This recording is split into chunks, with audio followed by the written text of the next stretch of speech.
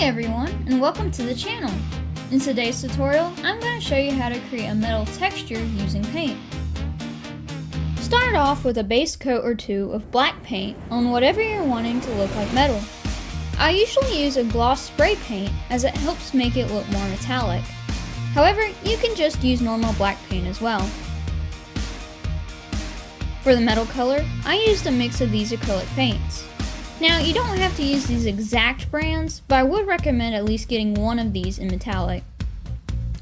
You also need a really coarse brush similar to this one, and I'll show you why later. Once you've got all that ready, you can start painting. Get a decent amount of paint on your brush, making sure that it lays on the tip of your bristles, but not absolutely drowning them. Depending on what you're painting, you'll want to pick a direction that you want your metal grain to go. For this piece, I chose for the grain to go top to bottom.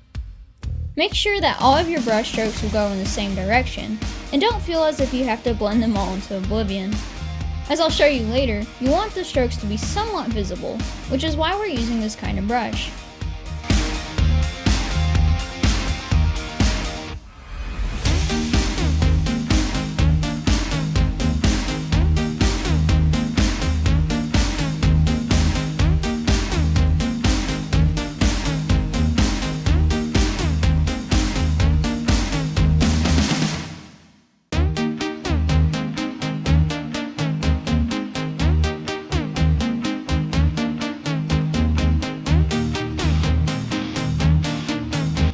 Here's that close-up I promised.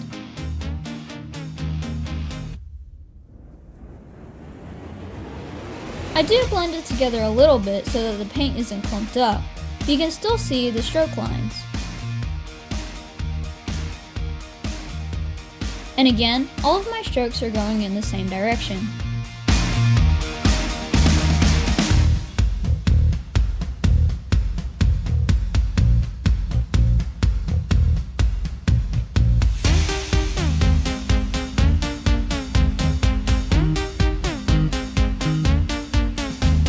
Once you finish painting your piece, you can give it a sealant to protect your paint. I usually use a matte because my base was already a gloss, but you can use a gloss sealant if you want it to look more shiny. And there you have it! The cardboard now looks like a piece of metal. You can really see the cool effect that the grain has on this piece a lot better on this side. One thing that you can also do is to add some shadows along any overlapping surfaces like this to add some extra pop. And don't forget the edges. I accidentally forgot to paint over the edges on this piece, so I'm going to have to go back and fix that. But yeah, there you go. You can use this technique on a lot of different surfaces. I've tried this on different plastics and cardboard, of course. But depending on what you're painting, you'll have a slightly different result.